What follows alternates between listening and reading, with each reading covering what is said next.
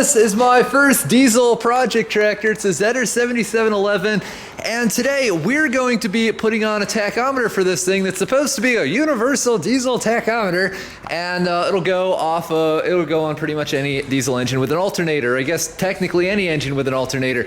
Now, most of you guys know your average tachometer works something along the lines of it picks up on the number of impulses that the distributor fires with like a wire that ties into your coil or something along those lines. I don't know, I put a couple in, but I can't really remember how. Obviously on a diesel engine, no spark ignition means no distributor to pick up signals from. So the way that these diesel tachometers work, it's actually pretty ingenious. There's this little magnet thing, and what we do with this, so I'm told, is we mount it on the alternator, because every time that alternator spins, it creates some type of, like, I think electromagnetic impulse. Guys, I'm not a friggin' rocket scientist here, but it creates some type of electronic wave in there, which this magnet picks up on, and we're able to correspond the number of these waves to the number of revolutions the engine is turning. So that's what we got. This thing, I picked it up off of Amazon. I'm not affiliated with Tachometer, but as a friendly reminder, if you guys buy this out of the video description, or you click that link and buy anything else on Amazon, the channel gets a small commission, which goes towards helping me make other videos like this, I guess. So this is what we got. It's the Tachometer, made in USA. I don't think all their stuff is, but this seems to be. And this is what we're going to be putting on there. This is the lowest RPM diesel thingamajigger I could find. Still goes to 5,000, which is like twice what the tractor does. So actually putting this in looks pretty simple. There's the probe trigger, they call it. That's that thing which we just attachify to the alternator. And then there's the two wires from that. We have a fused line for power, and then the same for lighting. Because it's a tractor, I'll probably combine these two, and then a ground.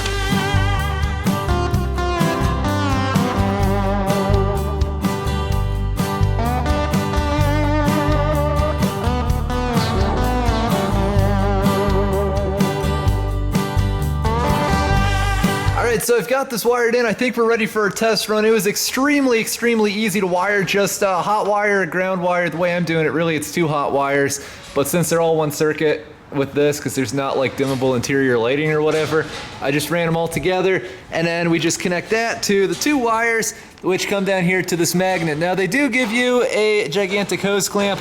It's not like a regular hose clamp, however, and I could not figure out how to make it work, so I figured we'll just use this. So now's the part where we calibrate this. What we do is we slide this out. There's a screw in the back of it, which we adjust with this little screwdriver. And what we're going to do is we're going to use one of these. For those that have not seen, this is one of those cheap Chinese digital tachometers that actually works really well. So I don't know if you can see it in there. On that pulley, there's a piece of reflective tape.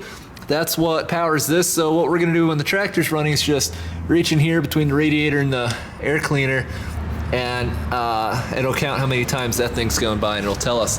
So, yeah, Amazon links to all the random, at least a lot of the random, and only if I remember to put them there, stuff in the video description. All right, so we're just gonna make sure we got tools that can rattle every which way when we start this thing, and let's see what happens.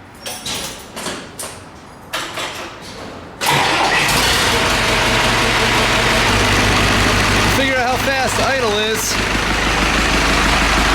Man, I know it's just between the radiator and the air cleaner. I still don't want to stick my hand in here.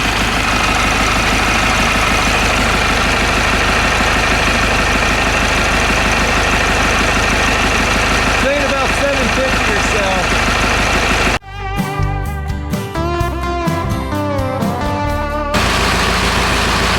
Alright, so I bumped the throttle from 750 to 850 according to that little digital thing.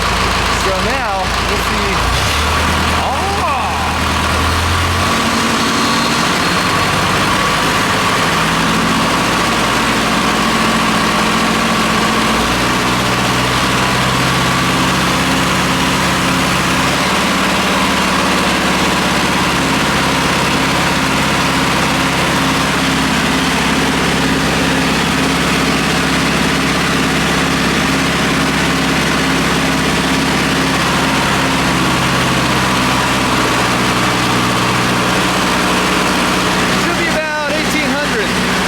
Alright, so our piece of tape flew off, so I got down there with some silver paint and painted a line on the front of that pulley, so hopefully that won't happen again. Oh, helps to. Oh, turn the son of a gun on.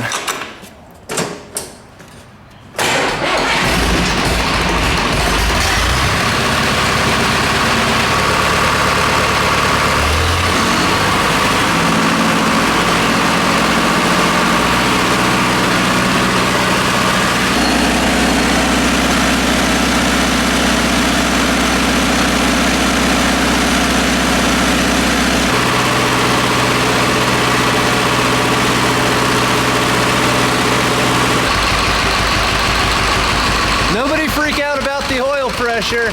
I've had a couple of defective Bosch gauges in a row, so I went back to this manual one until I got that sorted out. Anyway, this is the original everything basically. I'm kind of bummed it stopped working because I think it looks really cool, but I'm going to leave it here because this is also our speedometer. Like, it tells you at this many RPMs we should be doing, what, 30 kilometers an hour on this tractor. So for information like that, I'm leaving this. It used to work. It worked until we took the tractor apart to rebuild the engine. I don't know why it doesn't now, but you know, whatever. I think we're pretty stinking close. That should be 1,500 RPMs.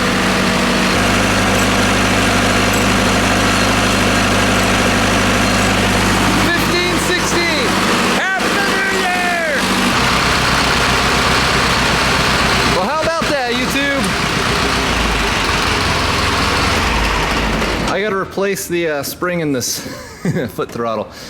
Okay, wow. So that was extremely successful, I would say. Really, not much to complain about. Put the thing in, fiddled with the calibration deal just a tiny little bit, but wow, I mean, I thought, you know, you think diesel tachometer, it's gonna have some insanely complicated system. Honestly, that really couldn't have been any easier. It took maybe an hour and a half to install, having no idea what the heck I was doing, and having never done anything like this before.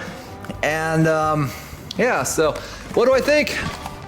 I think that was a very well spent, whatever it cost. I don't actually remember because I ordered it like weeks ago, but definitely nothing to fear if you're thinking about putting a tachometer like this on a piece of equipment you have, or you know, anything along those lines.